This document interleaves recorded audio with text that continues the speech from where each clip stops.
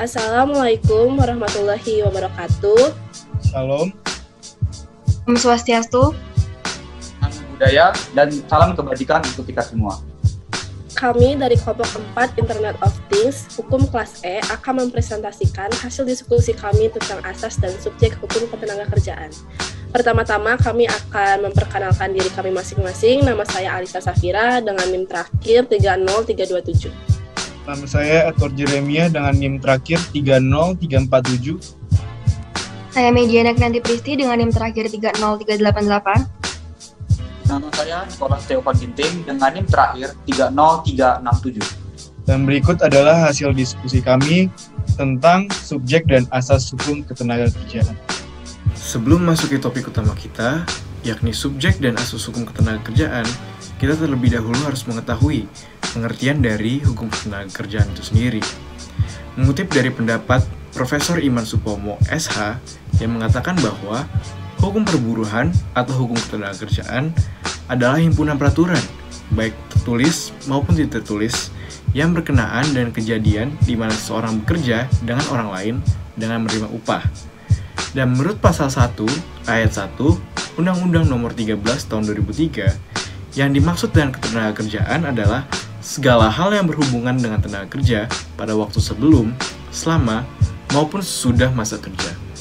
Dan dalam ayat 2 dijelaskan bahwa tenaga kerja adalah setiap orang yang mampu melakukan pekerjaan guna menghasilkan barang dan atau jasa, baik untuk memenuhi kebutuhan sendiri maupun kebutuhan masyarakat.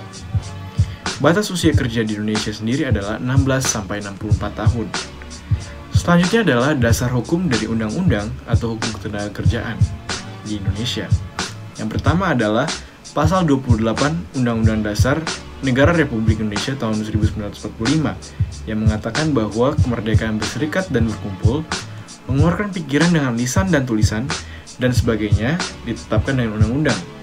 Hal ini juga dapat dijadikan sebagai landasan dari hukum ketenagakerjaan yang didampingi oleh Pancasila.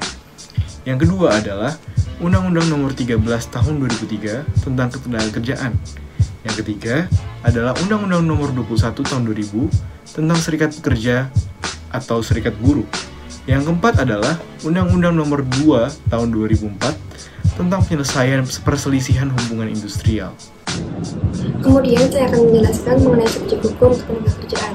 Subjek dari hukum ketenagakerjaan ini terbagi menjadi 5. Yang pertama adalah pekerja atau buruh.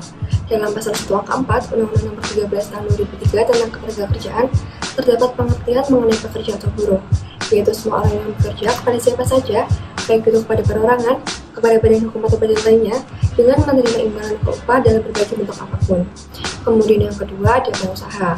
Pengusaha adalah setiap orang yang menjalankan perusahaan dengan memberikan pekerjaan kepada orang lain dan pemberian imbalan dalam bentuk upah atas pekerjaan yang telah dilakukan oleh si pekerja. Yang ketiga adalah organisasi buruh atau serikat pekerja, merupakan alat utama bagi buruh atau pekerja yang berfungsi sebagai pelindung dan untuk memperjuangkan kedudukan pekerja dalam memperbaiki nasib. Kemudian adalah asosiasi pengusaha, yaitu kumpulan atau gabungan dari beberapa orang, persekutuan atau badan hukum yang menjalankan suatu perusahaan milik sendiri atau bukan milik sendiri, ataupun mewakili perusahaan yang berkedudukan di luar negeri. Dan yang terakhir adalah pemerintah. Pemerintah selaku penguasa negara berkepentingan untuk ikut campur tangan dalam hukum ketenagakerjaan. Pembinaan yang dilakukan oleh pemerintah terhadap unsur-unsur dan kegiatan-kegiatan yang berhubungan dengan ketenagakerjaan dilaksanakan secara terpadu dan secara terkoordinasi dengan mengikutsertakan organisasi pengusaha, dengan pekerja atau buruh, dan organisasi profesi yang terkait, baik melalui kerjasama nasional maupun internasional. Baik, kali ini saya akan menjelaskan tentang asas hukum ketenagakerjaan. Dengan mengacu pada Pancasila sebagai landasan filosofis dan Undang-Undang Dasar 1945 sebagai landasan konstitusional, maka norma hukum hubungan industrial di Indonesia, terutama Undang-Undang Nomor 13 Tahun 2003 tentang Ketenagakerjaan Pasal 3 menganut asas-asas sebagai berikut. Yang pertama adalah asas manfaat, dalam pengertian memberikan manfaat bagi buruh, pengusaha, pemerintah, serta masyarakat.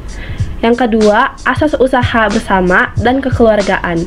Dalam pengertian demokrasi ekonomi, yaitu, maka usaha bersama perekonomian disusun sebagai usaha bersama atas asas sebagai gerakan ekonomi rakyat yang berdasarkan atas asas kekeluargaan dalam perekonomian Indonesia.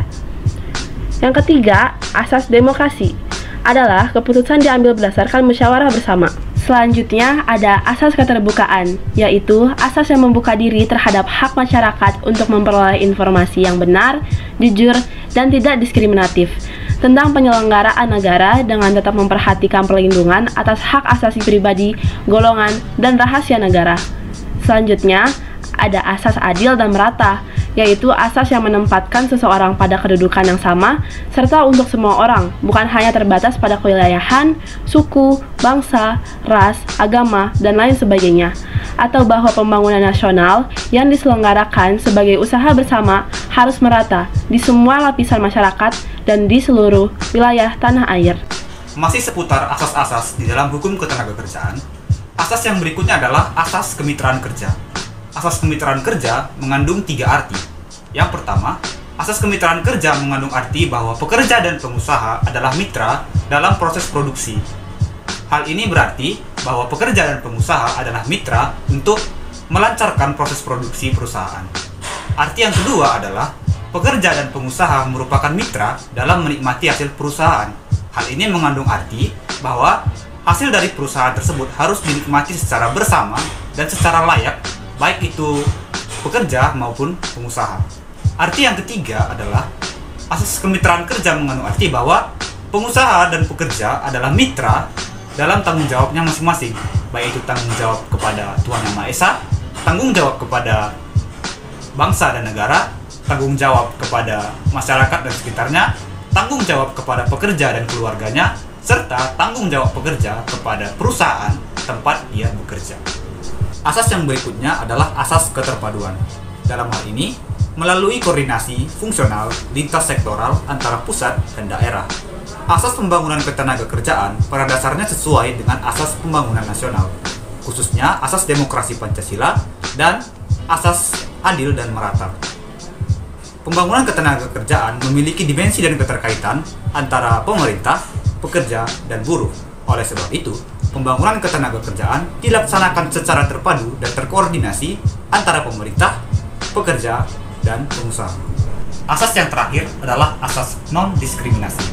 Non-diskriminasi artinya pengupahan yang sama bagi buruh perempuan dan buruh laki-laki untuk pekerjaan yang nilainya sama.